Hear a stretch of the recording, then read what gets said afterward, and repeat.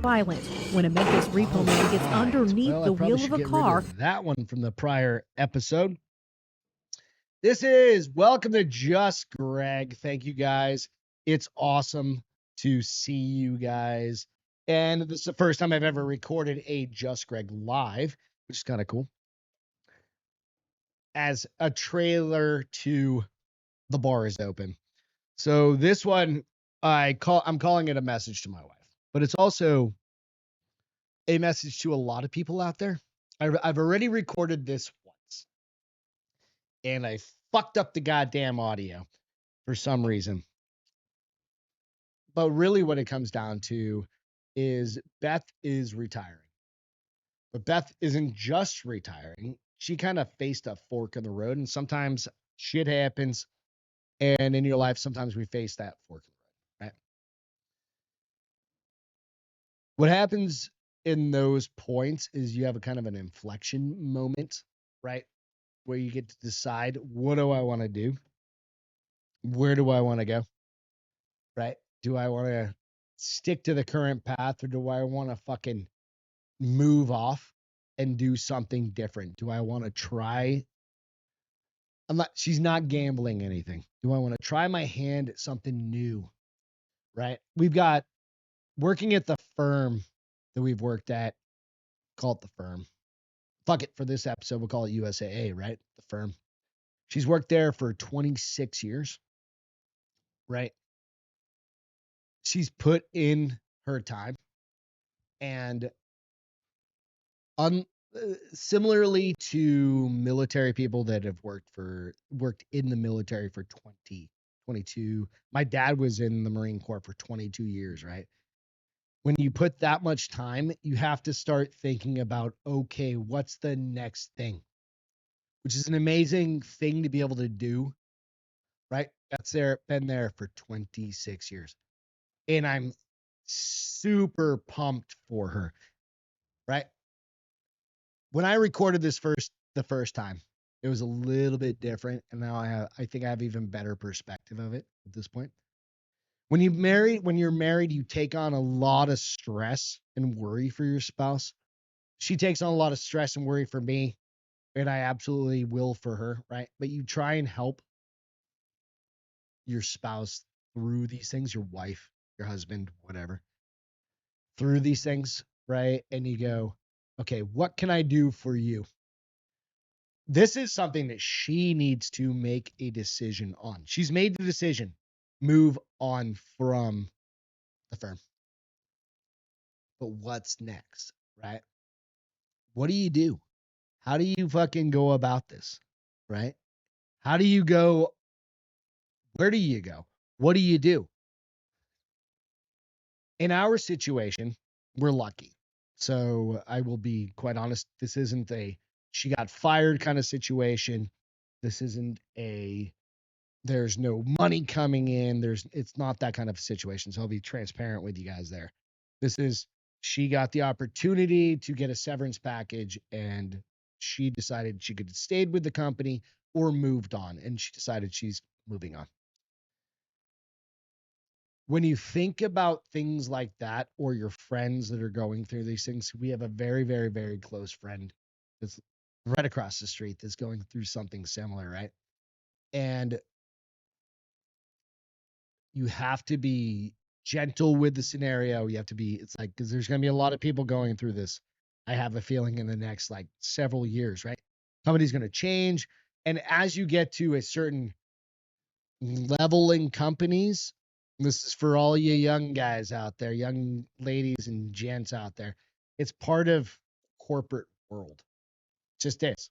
Beth and I've been there 22 years. Beth was there 26 years.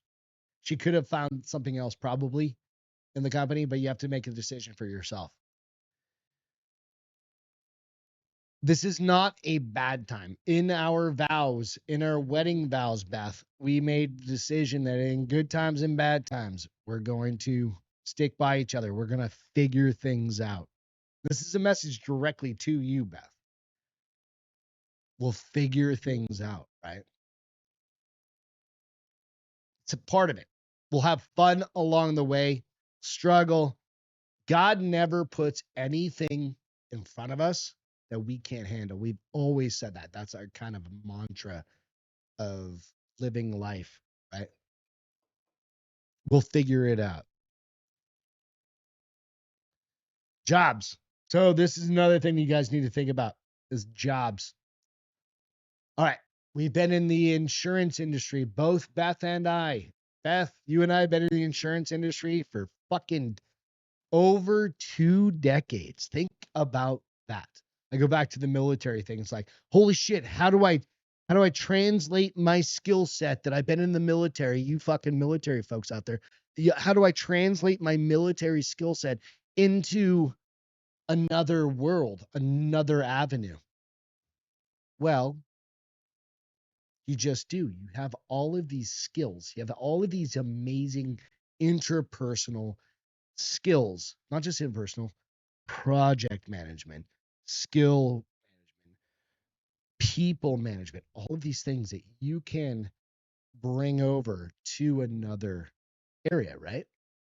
So think about that. And that's not just for Beth, that's for everybody out there. Think about how you can transition your skill set to the next role you want. And it could be 3 years, it could be 5 years, it could be 20 years that you're in this area. And by all means, like I have done 10 different jobs with my company. And Beth has done similarly. She's been a people leader. We call them like a manager or director. She's project managed. I've done a lot of those different things. You can take every one of those skill sets and put them into something else, into another company, into your own company, running a podcast, like developing certain things, your technical skills, all of these things you can do on your own or with another company. So don't be afraid to think that the grass isn't greener. Sometimes it's not. The grass can be greener on the other side, but you got to be real careful. Like if you've got fucking 3 kids and fucking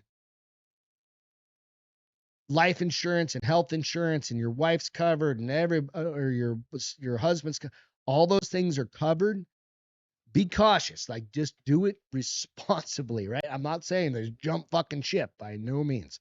This is not a reason to just jump. Yeah. Brian said, remember when she wanted to have a bakery? We wanted to have a bakery in Southern California. She still does. That is probably not going to happen at this point, but that's okay. She went and took some baking classes in her off time. She has a year to figure out what she wants to do or to figure out that she doesn't want to do anything. We're at this situation, and that's another piece is making sure. I don't even think I have that in my notes right now because that's a lesson that we've learned since I recorded it the first time. Making sure that you are saving up as much as you can. If your company matches a 401k, even if it's 2, 3, 4, 8%, sometimes they do higher, sometimes they do lower, sometimes they do a pensions match every penny of it. And the younger you start, so Will, like you young people out there, start dropping money into it now. Because I started at like 25. That started even before me. And it'll change your life. I swear to God, it'll change your life when you're about our age. So Beth's AARP age. I'm a little younger than that. So we get the fucking IHOP discount. You know what I mean? But that's something to think about. When this is how I got notified. I don't want to say notified. This is how Beth got notified. Hey, no, that's not what it was. It was Beth had a weird feeling on like a Monday morning, Tuesday morning. She's like, we check. If you work for a corporation, you check your email, you check your calendar at about. I check it at 1 o'clock every morning in the middle of the night, 1 o'clock, right before I go to bed. I check my calendar, make sure nobody's dropped anything on there, and then I check it first thing in the morning, about 7, 8 o'clock in the morning. check, make sure that nobody's throwing anything on in the morning. So that's corporate life. Well, she hadn't, and she had this weird inkling that something was on there. So she got up early and went and dialed in. And there was probably should have told this at the beginning, but there was a meeting with her AVP or assistant vice president and an HR person. When you work for a big ass corporation, you don't talk to an HR person ever. Unless one, you've done something wrong, or two, you're basically getting done something wrong, you're getting removed, or you're getting a pay raise, or getting some sort of promotion, and they send not even that, they just send a fucking email to you like, congratulations. It's just your fucking promotion kind of stuff. Well, she got a message, and then she woke me up at about 8:30 or something like that, because I go in a little bit later than her. And she said, hey, I got some news. So how do you support somebody that just had, and it was a 15-minute phone call, right? How do you support somebody? Well, it goes back to, like I would say, thickness, thin, love, marriage, all that things that come together, right? But it's a challenge. And I know a lot of you guys probably have gone through that, like where you lose your job. And maybe you haven't so far, but we all will. I've lost a job in the past, right? It sucks. But I'm a guy and I want to try and fix shit right away. How can I fix it? How can I help you? How can I do this? How can I do this? If that's just a very fucking like, I want to take care of you. There, in a situation like this, if you have a significant other, you can't fix something like that. It has been, I think, 3.5 weeks now that Beth found out. 4 weeks, maybe. Probably, yeah, right around 4 weeks. And one of the coolest comments that she made to me was, after about a week and a half, she goes, I don't have any stress anymore. And I have stress every single day, which is totally fine. I'm super happy she does not have stress. I'm like, go get your eyebrows done. Go get your, because she's earned it. 26 years, 27, almost 27 years of being with a company. You've earned that shit, right? Just like you guys, even if you've been there 5 years. I believe in sabbaticals almost, right? Like where you should take a sabbatical. Like after a certain amount of time, you should get a fucking month off, not just a week here or a week there. A lot of companies are like, hey, that's just all they can afford, especially smaller companies.